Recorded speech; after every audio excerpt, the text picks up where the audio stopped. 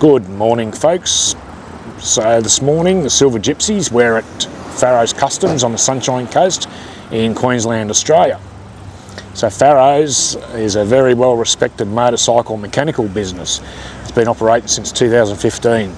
They got a very large clientele base and they specialise in Harley Davidson servicing, customisation, performance upgrades, etc. So I've been bringing the Silver.gypsies motorbikes here for many years, with many of our bikes undertaking significant engine performance improvements. So today we're going to talk to the owners, Brian and Jamie Faroh, and then we're going to do a tour of this facility where they've just undertaken some pretty major improvements and expansion, and then we'll have a chat to some of their employees, see if we can dig up some dirt on Jamie and Brian.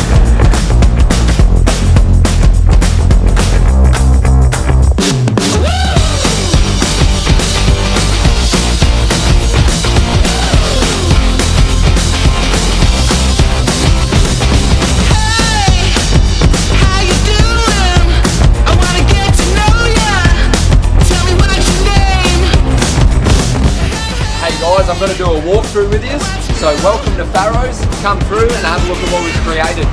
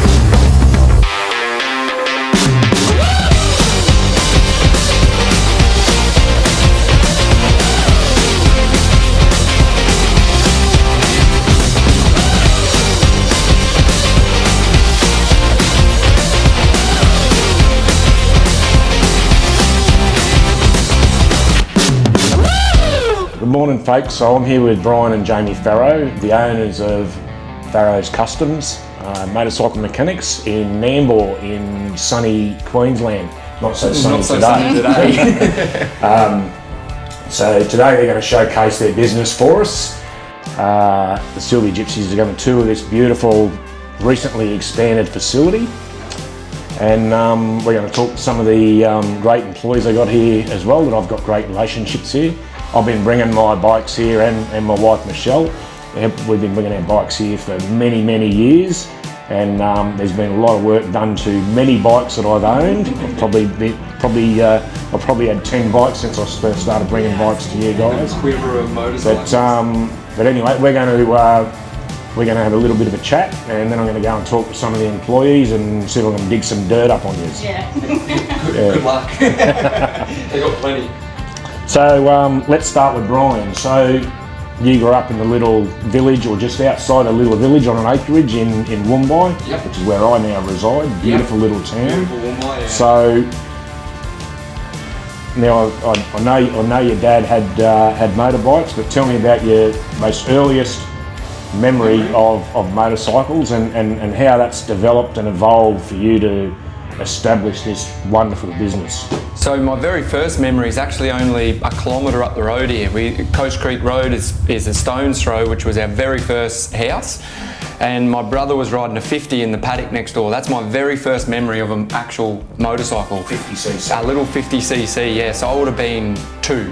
And then, all I remember is him going past on the paddock. I've got stories from all other things, but that's all I remember. And I remember sitting on the tank my dad shoveled with a big helmet on. They gave me very first memories of anything motorcycle related.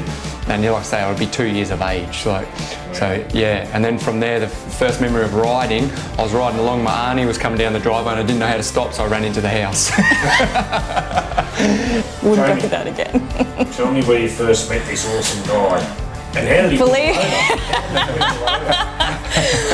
Believe it or not, we were 16 and met at a party. He wasn't at school still, and I was, but we just had mutual friends and met at a party, and then met again at another party a couple of weeks later, and we've been together ever since. But I think what's held us together is when we met, we were into the same things. We were both into bikes, we were both surfing, we were both very, very active people and had the same friend circle. So it made that connection really quickly. So we definitely became best friends straight away. So that's helped us with all our business, hobbies and everything like that. We've always been in it together. We've got a very busy lifestyle. Farrows is one part of it, and then our beautiful family, and then all the stuff we do for ourselves. So having 2 teammates, best thing ever. Yeah. So, Jamie, you got 2 beautiful kids, Billy and Isla. I think they're 8 and 5, is that right? Yeah, so there's 7 and 4, yep. 7 and 4? Yep. Okay. Yep, the time flies. Nearly 8 and 5. Yeah. They'll tell you that. Yeah, that's how 8 and 5. So how do you guys juggle the family, the kids, and this business as well? It's definitely a juggle.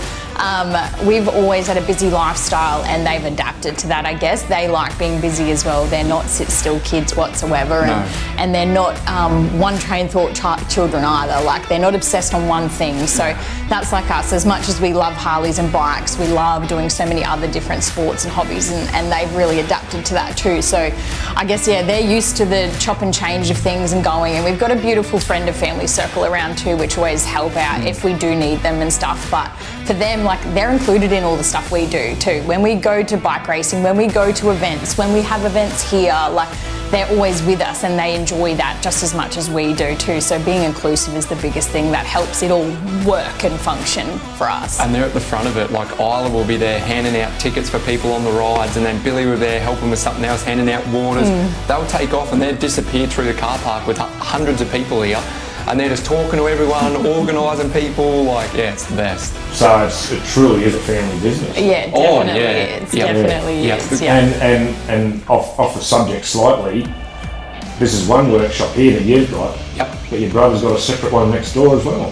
So my dad has had a business there my whole life. Now my old man's retired and my brother's taken it over. That's great. It's literally Faroh Manor, you know, like we've been here forever. I've been kicking dirt here. My first pie was at the pie shop up the road. I've been kicking dirt here my whole life. Right, tell us about the earliest part of your career.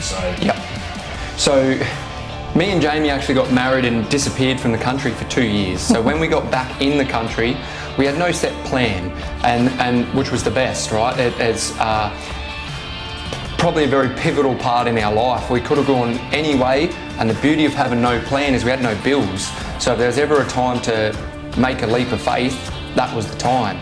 So it's 9.5 years ago now, out the back of my old man's workshop, and we'll have a look later. There was a very small part of that workshop the old man gave to me essentially, and just said, start there. I had a little wooden desk. The old man had a little hydraulic pump up hoist. I had my toolbox, and that was it. I literally had, because I had no plan in doing it, we had no advertising that was going to happen. No one even knew I was back in the country.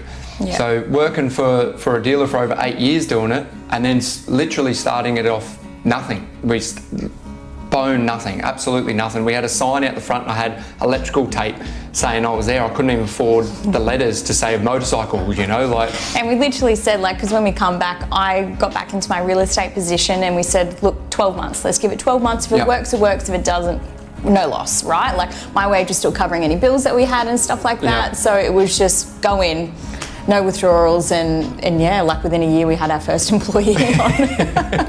Had to get another mechanic, so Dane come on board with us. My plan was to work 4 days a week. Next minute I was working 100-hour weeks, and we needed to start putting people on. Because it's been a passion of mine for so long, like I'll show you later, I'm sitting on a nappy on my old man's shovel head up the back in a photo, you know, like it's literally, I've lived and breathed it my whole life. So it's all I've done is the Harleys. I haven't endeavoured into any other brand, hence why we're a Harley specialised business, because just my passion has turned into our reality. It's fantastic. So you're a very well-known and what I say, legendary motorcycle rider. So you're the head guy of the Hooligans motorcycle stunt team. Yeah. So who are they? What do they do? And where do they perform and when? So the Hooligans is same thing, very passion driven. Myself and our good friend Robert Mudge, we got together and we do stunts all over, and we wanted to set it a bit more professional and a bit more mainstream. So luckily Jamie looks after all the logistics for it. We go and then Liam Walton and Dylan Wimmer. So there's a team of 4 to 5 of us at any given time, and we go all over the country. We've been to Tasmania, Mackay, V8 supercars.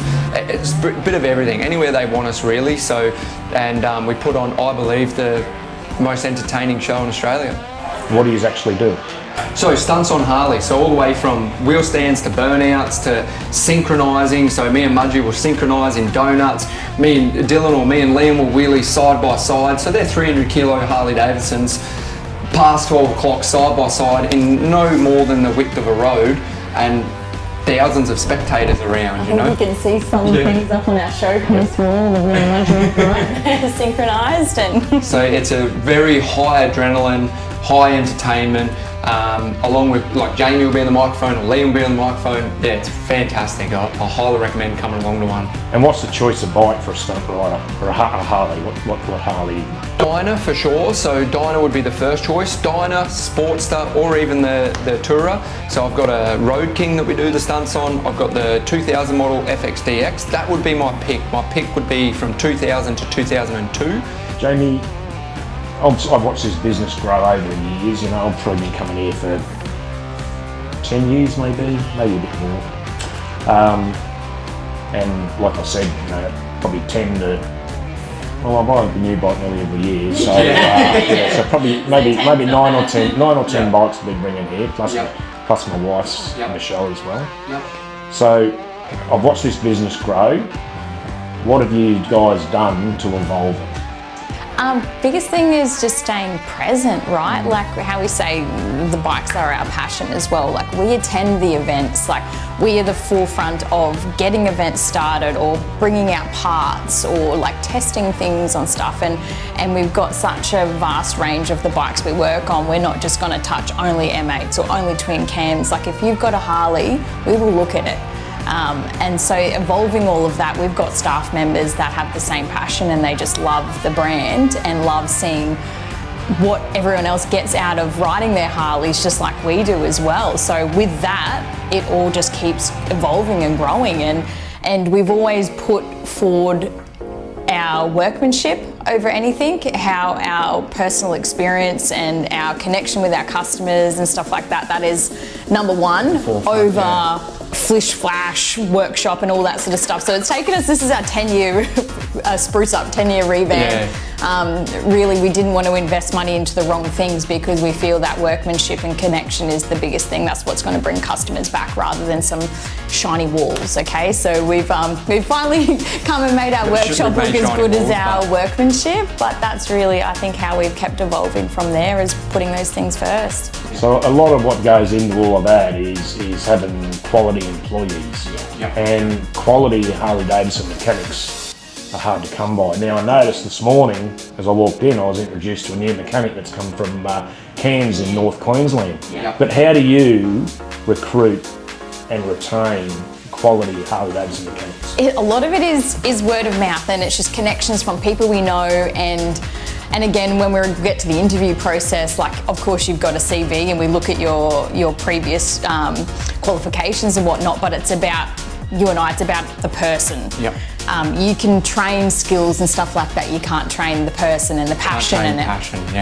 Absolutely. There's a lot of our employees that have come and really didn't have a background of Harley Davidson or parts or something like that, but you could just see their personality behind it, or the passion that they had for whatever it was, and how they were so enthusiastic about learning more and being a part of the team. And I think that's what we really push, is we are a team. It's not just one person, and we treat everyone like family. Like I tell everyone that when everything's going good, it's we and us. If anything's going bad, it's me and I. I think that if I think everyone at the top, that's the way it should run, right? And as a team, that's what they want. If everything's going good, they want to know. They want that realisation that I'm doing a bloody good job, you know? Like they don't. And when something's going bad, you need the top figure to step up, put the hand up and sort it out. So it's really important. The culture we have is second to none. So how do you go about ensuring your customers are fully satisfied with the jobs that you do on their bikes? Mate, tell you what, it's actually really hard, right? Like, so 100% satisfaction, we're all humans. So there's different levels of that, right? So what we try and do is know the human, right? So if you can know the individual, I know how Stu operates. This is what he expects, and we keep in contact. I think communication is number one. I think the largest factor is communication, and knowing the client. So some people want it in and out. Don't wipe the fingerprints off. Other people want you to take every increment of time. They don't want a fingerprint there. So communicating with each individual, that's the most important for sure. So we've always catered for like FIFO life and stuff like that. We understand people can't come in and out on the same day, and they can't drop their bike off because it's broken down. So we'll pick the bike up for them, or allow it to be here for the week while they're on their off swing or something like that. And yeah, communication definitely is the biggest thing. They get to speak to the mechanic working on the bike. Like front of house here, they know every in and out of what's going on with that job from start to finish, with all our programming and the way our techs communicate with the front end as well. So then that's relayed onto the customers. So that gives that real confidence in them to trust what we're doing. The customer feels like part of it. If you feel like part of it, you're wrapped. The amount of faith you have when you hop on a motorcycle, you should ride out and not be thinking about anything on the motorcycle, just what you're doing, right? The whole reason we ride is to clear the mind, feel free, all those reasons. If you're riding along thinking, shit, I hope they did that up, it's not what it's about. You're going to the wrong place. Yeah, so when they leave, I get so much pride knowing that they're rolling out of here, not thinking about any of that. They've got a smile on their dial, and off they go. They're enjoying the bike, their passion, and off they go. I love it. I knew you participated in the Think Desert race in Central Australia. Yeah. So basically in the desert. Yeah. So, what is it? So Think Desert Race is arguably one of the hardest desert races in the world. So it's grueling, it's hard, it's huge. There's thousands and thousands of spectators, and you're right in the heart of Australia. So as you could imagine, it's a barren wasteland essentially, but that comes alive once a year, every year for the Think Desert Race. And you race from Alice Springs to Think one day, which is 232 kilometres, and you race back the next. So 200 kilometres through that terrain of deep sand there's a spot with over 100 kilometres, which is 60 miles, where there's no bump smaller than that. Just city. No bump, There's some you can stand in, so it was very hard. So what do most of the guys ride in that race? Dirt bikes, all dirt bikes. And what were you riding? So I rode a Harley Davidson. So me and a good friend of mine, Dean Ross, we were the first people to ever ride, I believe, anything in there that wasn't a specific dirt bike, specific made dirt bike. So I rode the XR 1200, which is a very famous bike. So this particular bike, Seth Enzo did the world record jump on, and Kane Saul did the world's first Harley backflip on, and I got to do world first Fink on. So it's still here. The pedigree on that motorcycle is unbelievable. I believe, apart from obviously the Evel Knievel, I believe that's bikes. That's it. That's the most famous bike in Harley Davidson era for sure, in my era. But it treated you like a jackhammer. Oh, it was the hardest thing I've ever done. So you've also raced dirt bikes, I think, on flat track in the United States? Yeah, so I raced the Sporty. Yeah, so that was an experience. I couldn't get the bike built here in time and then sent to America. As you know, the logistics getting from here to there's quite a lot of logistics. So I actually bought sight unseen from someone I'd never met, went and bought a bike for me off Craigslist off the side of the road. I got there and I had a mate coming with me and he couldn't make it. He was my only form of transport, because at the time I'd lost my licence. So the only form of transport I had was my Sportster that I had to race at flat track. So, and that was qualifying for X Games. And so I was riding it around America, and then I had to turn it into a dirt bike overnight essentially, and then race it at flat track. It was unbelievable. It was very entertaining. But it's cool to see, like, over in the States, like, all that competition side of things, it's massive. The spectators huge. Like, there's so much money dumped into it here, and we're just not there in Australia, unfortunately. Like, and we'd love to see it grow. Like, we pushed the flat track scene for 2 years. But it was just hard to get it off the ground. Like, we had the people wanting to do it, but just insurances were the biggest thing at racetracks and stuff like that. To actually get gate drop and get it consistently all over the place was very, very hard. It's we don't have the money and the population like America does to keep it going, but we were trying. Yeah, Jamie's actually had to go on the flat track as well. Funny story, my brother come think because I was winning the flat track and he couldn't believe I was winning. We'd ridden dirt bikes together my whole life, so he was coming to beat me. He come out there, he's ripping around, Jamie smoked him. So that's one of my proudest flat track moments, is watching your wife beat your brother. So make sure you put that on there. Jamie, my wife Michelle, who you know very well, she's attending the women's bike nights here at Farrows. So can you tell me a bit about that? Like, you know, what is it? For us, like the women's bike nights, again, it's about being all-inclusive. A female going into a mechanical workshop, you've got a lot of reservation. Some places don't treat you as equal because you may not know how it all functions mechanically wise and stuff like that, so you sort of get the bare minimum. And here, our focus was exposing that to the female clientele, like giving them understanding, giving them an open and safe spot to ask questions and put their hand up, whether it's silly or not, we could answer it and guide them in stuff, and just general maintenance to keep them safe. A lot of the female riders may not even get into the motorcycle industry until their partner's on a bike or something like that, and then if their partner's not riding, they won't ride, and we just wanted to give them the confidence to go on your own or find a female posse that you could go out with, and you know what to look for and how to ride safely, and Brian would just go through some basic maintenance of the bike when you first get on it, things to check, and you can do your own maintenance at home when it comes to the basic stuff, and then where to go for servicing depending on what bike you had as well, because Lockie at Rock Moto, he comes along here, and we've got a wonderful relationship with him and Richard. So he'd come along and speak to the people that had different types of road bikes and even the dirt bike scene as well, but just giving them the confidence to own their passion and meet like-minded people. The biggest drive was, like, I have a wife that rides.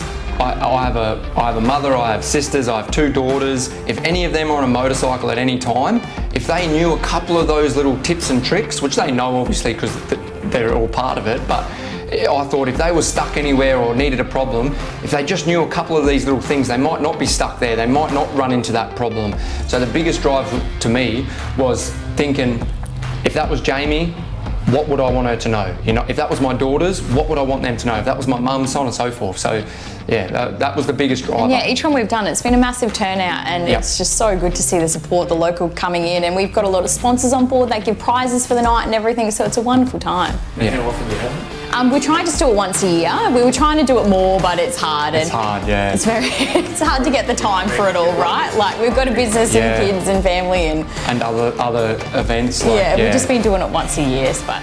So Jamie, just to finish off, what's the most hilarious thing you've seen here at Farrows? There's moments like during COVID, there was just mayhem going on here, so we just decided to play on that a little bit and got everyone dressed up in hazmat suits, and we got our Glen 20 out and we filmed us working on bikes all dressed up, saying we're still ticking along, like nothing's going to stop us. One of the boys had a hammer, one of the boys had a grinder or something, was grinding the bench, like, yeah, there's so many hilarious times here. Yeah. Whether it's Dave finding something out of the bin that we've purposely binned, but he's found a use for it and he's put it on his head, or he's taken it home and rejuvenated it. Like, there's a lot of laughter going on here. We generally have a really good time. So pinpointing one thing is actually really hard. Mum jokes. The mum jokes we have are really good banter throughout, and it's something that we all get in on because everyone has such a good personality here.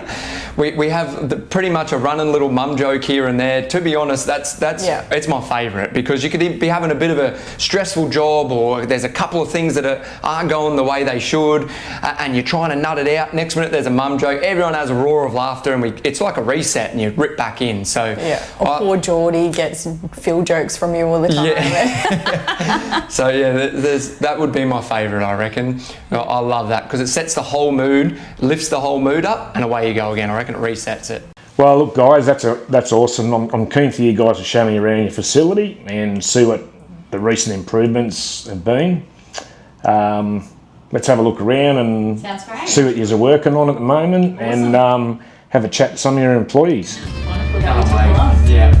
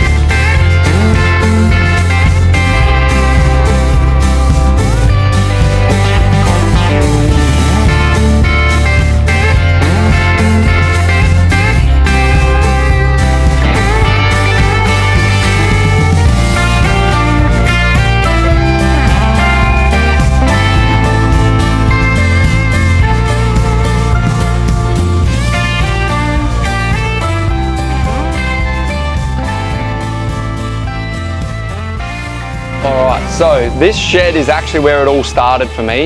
Like I said, nearly 10 years ago now. We've got it laid out completely different to what it was that time earlier. So we've got all the boys have an individual shelf out here for takeoff parts. So all labelled, all their stuff's there, so we know what's happening at all times. It makes it a lot easier. Same thing like everything with our systems are very important. Without systems, the place just runs like shambles. So we're very system orientated. Then all these bikes out here are waiting for work, waiting for parts, anything like that. Always a lot of powder coating, so stripped apart, waiting for powder coating, coming in for work, coming in for a lot of work. Chop hasn't ran for a long time. And Dave's actually right now, he's organising all the second-hand parts. So all those parts get organised, they get cleaned, then they get put into a stock take. They go up on the second-hand shelves. So we're actually going to start a second-hand market. I think it's very important for Harley Davidson in particular. They could have a little scratch or a little something or have an accident and they need something to get them back on the road. So we're facilitating that at the moment. But this is where the business started, right in that little corner right there. I had a small desk and a little pump-up hydraulic hoist. And no more room than that. And very fortunate, my father gave me that room. He said, as soon as you start making some money, start paying me some rent. So over time, I started with a little square, then we ended up with the whole shed, and then we ended up with the shed next door as well. So we've ended up with the shed over here, which we're transitioning out of at the moment. And then more bikes, obviously. So at any one time, we could have 50 to 85 bikes here. So these ones here, and which is Stu's beautiful beast there. So these are all done and just waiting on collection or a wash. So Dave does all of our cleaning. We also call him quality control because he's the last one to touch the bikes, cleans them by hand, and it's the best thing ever. Just that last check over is very important. It's not just to clean. Then we've got Dave's tyre shed and his detail bay. So very humble beginnings, right? Like Jamie was saying earlier, we're not so much about the flash as what we are about the quality and the team and the culture. The culture is most important. So this was actually an old lathe shed originally. You can still see the big wheel up there that used to run the lathe. But we got all the tyres in here, we keep everything in here so none of the tyre filth makes its way out to the workshop. Same thing, we're building a whole dirty room that has our lathe, our welders, our polishers, all stays contained. It's very important, especially if you're starting to build motors or anything like that. So, but essentially, that's our humble abode, and I'm proud as punch. I'm super proud of the team. I can't wait for you to meet a couple of them, and let us know what you think, because I love it.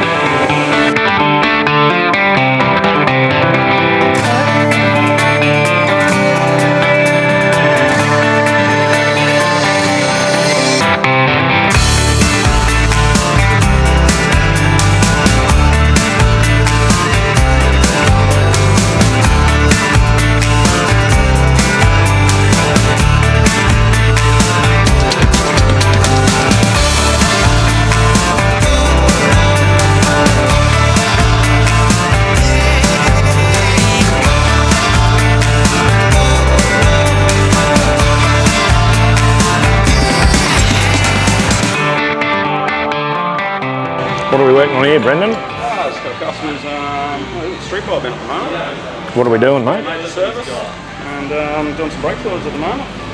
What do you think of the place so far? I love it so far. Yep, so this is, what, second day? Yeah, second day. Second day, yep. Down from Cairns, Harley Davidson. Yep. So, yeah, hopefully we'll see a lot more of you, mate. Exactly. Okay, guys, so I'm here with Reese. So Reese is the head mechanic at Farrows, and he does all the work on the Silver.gypsies bikes. So I've probably had about 10 bikes since I've been coming here at Farrows, and I think Reese has probably worked on half a dozen of them, plus Michelle's as well. So Reese has got vast experience with not only Harley Davidsons but Indians. I had an Indian for a very short time, and Reese did quite a bit of work to that for me as well. So, like I said, we've been bringing our bikes here for many, many years. Reese works on them exclusively. We wouldn't let anyone else touch them. So, Reese, you've been here at Farrows for around about 4 years now. What's so good about this business that's made you stay? Well, probably the people more than anything. Great group of people, Jamie and Brian especially. You couldn't ask for better bosses. They just look after everyone, everything. There's never a problem with anything. I honestly don't imagine myself working for anyone else. So, what's your earliest experience you can remember on motorbikes? Earliest I can remember, I thought about this the other day. I reckon I was about 8 years old, and my dad bought me a Honda CR80 motocross bike. The problem was it didn't run, so I had to rebuild the motor with him, and away we went. So yeah, that's probably the earliest. And how old were you? 8. Yeah. You rebuilt the motorbike? Yeah. Yeah. So what are you currently driving? 2008 Softail. And you got that here today, so I'll have to look at that bike. Yeah. So what have you done to that bike to take it from being a stock bike to what it is now? So there's nothing real fancy about this one. I bought it as a stat write-off. And my son and I basically have done it together. My son's 5 too, by the way, and he's done most of the work on this bike. So it's pretty cool for what we've done with it.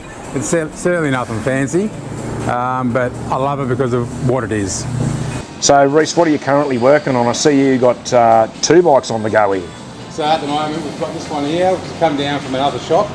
Unfortunately it was rebuilt another shop, and it's got some pretty crazy noises going on inside it. So it's been shipped down to us to diagnose and fix. So that's the first one. Over here we've got Billy's bike. He works with us a couple of days a week. He's part of the veterans. We're just giving this one a freshen up at the moment, a bit more chrome, some camshafts, just a bit of a birthday.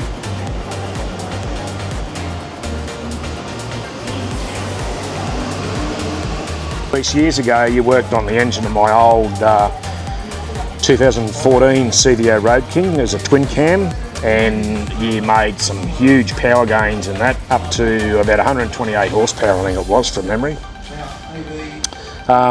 What would you recommend to customers bringing in basically a blank canvas that want to make good power gains?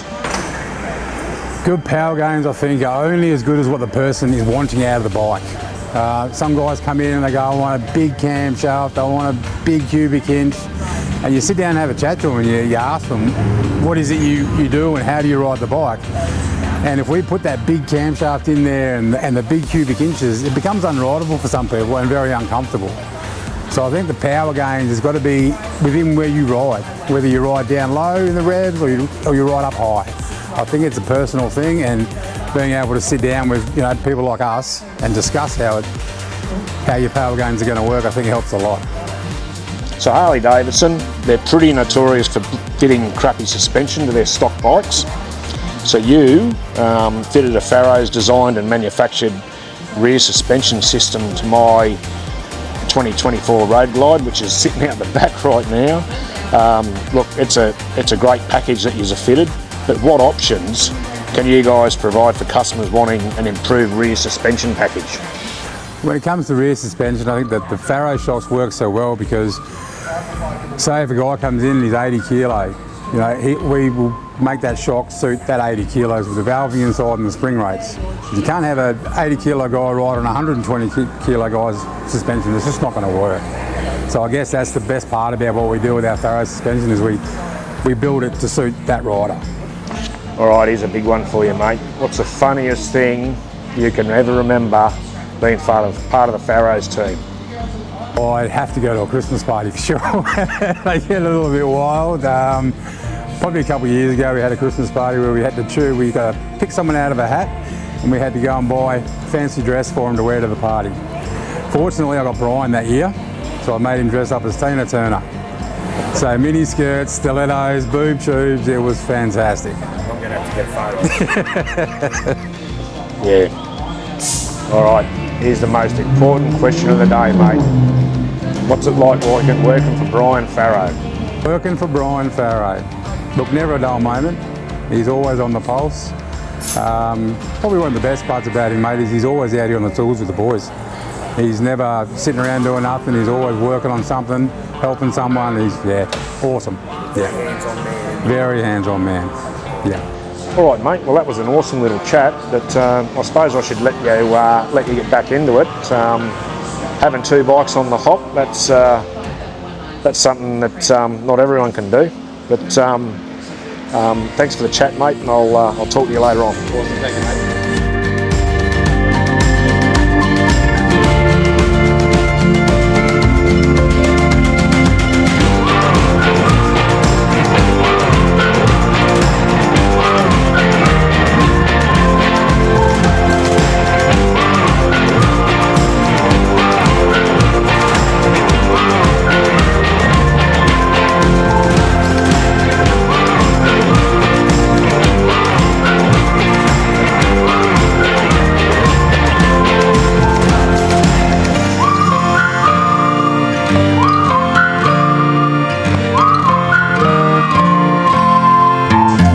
Okay guys, I'm with Ruri. He's a fourth year apprentice here at Farrows. What influenced you, mate, to take an apprenticeship? It was mostly just the love and the passion of motorbikes and mechanics themselves that really just made me want to do something that I enjoy and just really get into learning more about it and being able to work on my own things and own bikes and that's pretty much why. Why did you choose Farrows? Like, why not a Harley dealership? Pretty much chose Farrows for the just the tight-knit community and the tight-knit family-run business. Brian and Jamie are amazing, and the broad spectrum of work with new work and old bikes, new bikes, a bit of everything, was something that really drew me into wanting to work here and be part of the crew here. So you'd be like the others, you would have had a history with motorcycles, so what's your earliest memory? Pretty much jumping on the front of Dad's dirt bikes and holding on to the bars and going for a blast, and the first distinct memory was walking into the garage with a bunch of cardboard boxes in there and Dad pulling them away to show me that I got a little dirt bike, and that was one of my fondest memories of being a kid and first experience with dirt bikes. So ever since then, just loved them, So tell us about the DT you're doing up at the moment. What is it? It's a 94 DT 200R. That's a Yamaha, isn't it? Yeah, an old Yamaha. So I got it and quickly found out that the whole engine was pretty buggered. So just recently pushed out the crank, pushed out all the bearings. Going to be doing a full rebuild on that. So hopefully get it up and be playing in the mud in no time. Yeah, righto. So I see you got old Fat Boy going here, mate. What are you actually doing with it? This came in for an insurance job. Bit of work, had a bit of a spill to the right-hand side. A few things got scratched up and dented, so we're going to just note all that down, send it off for insurance, and also just come in for a major service. So we'll get that knocked on the head, and then once everything's tidied up, it should be good to go. So you've been here, what, nearly 3 years now? Yeah. 3 years. So what's your fondest or most humorous memory of this joint? Oh, there's many things that happen every day. It's from the mum jokes to the Christmas parties every year. It's always something going on. Some of the best times are just going out for a ride for breakfast in the morning and meeting up at Rick's and having a chat and talking a bit of rubbish, and yeah, just having people to have a laugh with. It makes a big difference. What's Brian like to work for? He's a great dude. He's very encouraging, and he'll push you and make sure that you're just stepping out of your comfort zone and just continuing to really just help you grow. And he's the same person as he is on camera as he is off camera. Everywhere he's going, he's just helping people out and making the world a better place. So. You got no aspirations at the moment of joining the Hooligan stunt team? No, at the moment. We'll wait and see. Got to get a scrape plate and a crash bar first, and we'll see how that goes. So. What are we doing here, Rory? Putting in the spectral gearbox oil. It says this is the best in the game, so this is what everybody runs here, and never had any issues with it at all. Awesome. What do you got left to complete on this thing? I got engine oil, tyre pressures. I'm going to be doing a brake fluid flush and bleed, because this one's got the hydraulic clutch. Sometimes you can get in there to get these off because the bleeding nipple is actually behind the little trap door there, but I'll have to pull that exhaust off, get in there, and then chuck the exhaust back on and be good to go.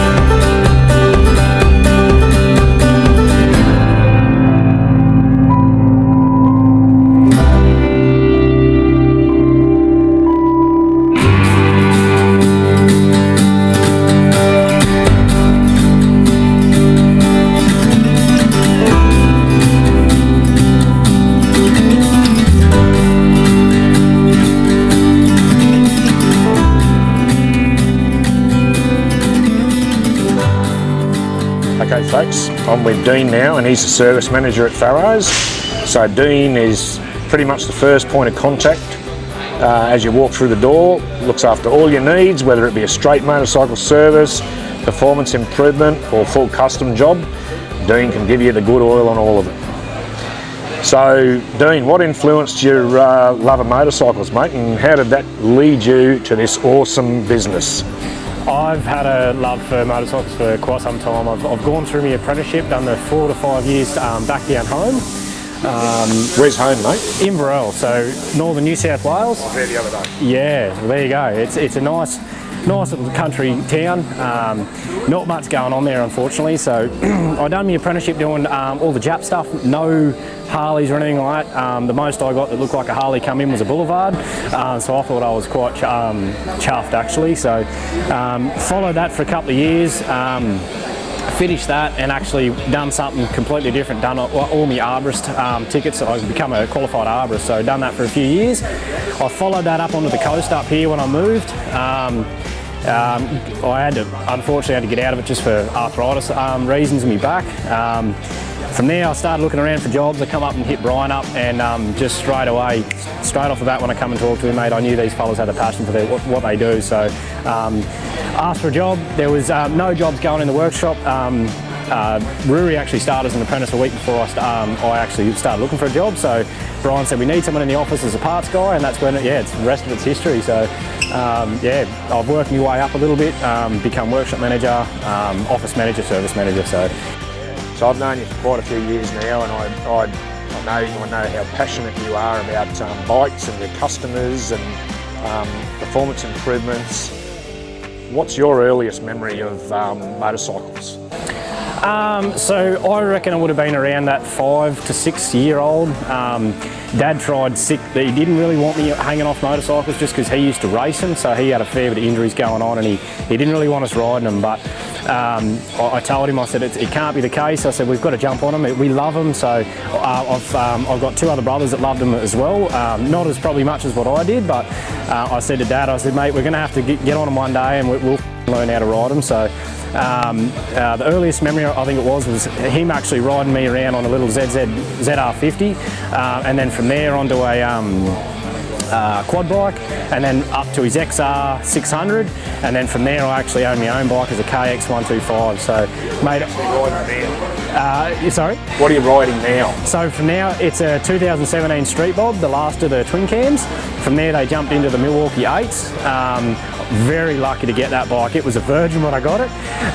From there I just done all club style look, ready for stunt riding. Yeah, so it was, mate, it's been fucking great, that bike. What's the funniest moment you can remember about this place? It would have to be our Christmas party 2 years ago. We're all sitting out on a deck out at, in Noosa. We had a little dongolo there, and our courier guy Dave, our cleaner, he was dressed as Angus Young from the AC/DC. It was so funny. Every time we looked at him and he was just changing the style of his mustache, he was just, fuck, it was hilarious. Pulling some jokes out and stuff. So that, I reckon that'd have to be the funniest, yeah. So your customer interaction, mate, I can say this from personal experience, is excellent. How do you personally continue to provide such great customer interaction, even on, like, everyone has a bad day, even on your bad days? How do you do it? Even on our toughest days, I think we strive to make sure that the customers feel heard, valued and supported. So your satisfaction is our top priority. So I think just keep being me, keep being us is the most important. So yeah. Look, I know you've got a very strong personal relationship with Brian. What's he like? What's he like to work for? Honestly, he's great to work for. Yeah, I've told him this in person. I've told a lot of the people. All jokes aside, he's actually a nice bloke to work for. I've never worked for a boss like this, and I've actually come from owning my own business, so I know know what it's like being a boss. You've got to be a hard times, or hard person, I should say. Sorry, but mate, Brian, he just goes with the flow. You know, like nothing's an issue. If you come with him, it could be the biggest thing that you think is going wrong, mate. He's always got an answer for something. So honestly, he's good to work for. His wife and business partner Jamie spends a fair bit of time here too. What's she like to work for? At first, when I started, it was a struggle. She is switched on, and she was trying to teach me certain things about the parts and what goes on in the office. I struggled, mate. It was going through one ear and straight out the other.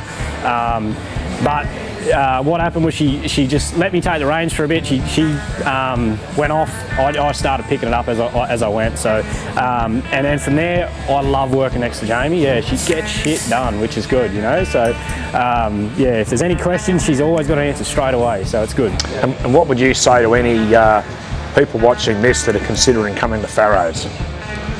Come in, just meet the team. Yep, you'll get it. As soon as you come into the door of the office, mate, we try and meet everyone at the door. Shake their hands. G'day, this is Dean, this is Geordie, this is what we do. Come out and meet the team in the workshop. I know a lot of the workshops don't allow people to come in. If we're super busy and the boys have got their heads down and arse up, we try and avoid customers coming in. But obviously at some stage we love the customers to meet every tech and do the whole walk around Farrows. So yeah. Righto, mate. All right, I better let you get back to it, eh?